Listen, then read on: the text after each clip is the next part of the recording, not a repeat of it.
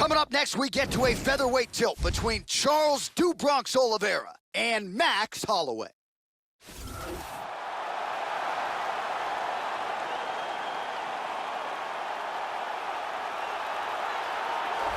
Late 2016, he stopped Anthony Pettis to become the UFC's interim featherweight champion. That was his 10th consecutive win. It set up a unification belt with the consensus greatest featherweight of all time, Jose Aldo. Absolutely remarkable what Max Holloway has accomplished. Double-digit win streak in the UFC. But if you're looking for a guy to take the torch from BJ Penn, there is no better option than this man, and still a young man at that, Max Blessed Holloway. This guy has some of the best defense I've ever seen inside the octagon, and they say that defense is the best offense.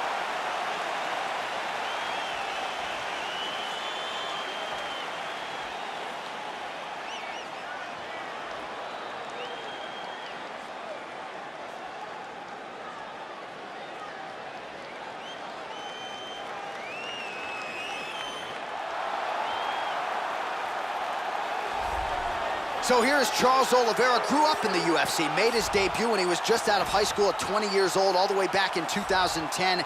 Outstanding Brazilian Jiu-Jitsu practitioner, 13 career wins by submission, the only calf slicer in UFC history. To his credit, Diego Lima shootbox, Macaco Gold team under George Patino. Pro dating to 2008. The bulk of his pro MMA experience, Joe, has come right here on the big stage in the UFC octagon. This guy has some of the best arm bars and leg locks we have ever seen inside the octagon. The technique and the speed of his execution are second to none.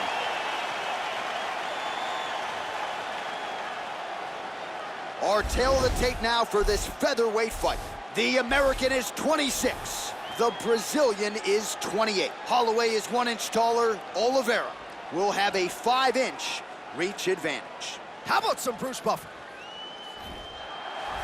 Ladies and gentlemen, this fight is 3 rounds in the UFC featherweight division.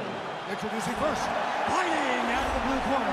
This man is a boxer, holding a professional record of 19 wins, 3 losses. He stands 5 feet 11 inches tall, weighing in at 145 pounds. Fighting out of Waianae, Hawaii, Max Blessed Holloway.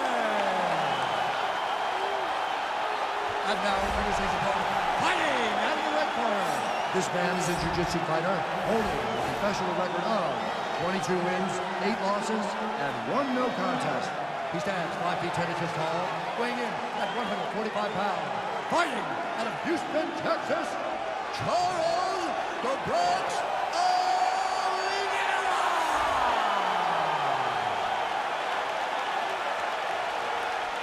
And when the action begins, our referee in charge of the octagon is Steve Levine. The veteran Yves Levine draws the assignment here. Ready? Well, good to have you with us once again as the UFC returns here to the Honda Center in Anaheim, California, and we are underway. Round 1 is now underway. There is Do Bronx Charles Oliveira. Double-digit first-round wins to his credit, and there he is, Joe, in that patented upright stance. We'll see how Oliveira chooses to dissect this opponent here tonight. Effective punch there by Holloway. All right, so here we go with round 1, and you gotta be mindful of those overhand punches if you're his opponent. You know it's a big part of his game plan. Every time out, it's his go-to punch. We'll see if he can find a home for it here tonight. Oh, he nailed it! He's got him hurt here. Hit him hard with that hook. Big knee to the body. Jockeying for position here in the clinch. Both fighters trying to get a more dominant position. He's got his back, he's got the choke. He might get a finish here. This choke is getting very tight. He might have to tap any second now. And that will do it. Great job in establishing that submission. Yeah, Joe, that was quick, but can't say that we're all that surprised with this result here tonight. He said he didn't want to waste a lot of time. He wanted to be efficient, knew he wanted to get this fight to the ground and let his submission skills take over. Outstanding effort, even better technique here tonight. And here we see it from another angle. Beautiful technique here, and the tap. And finally, One more time, no choice but to tap.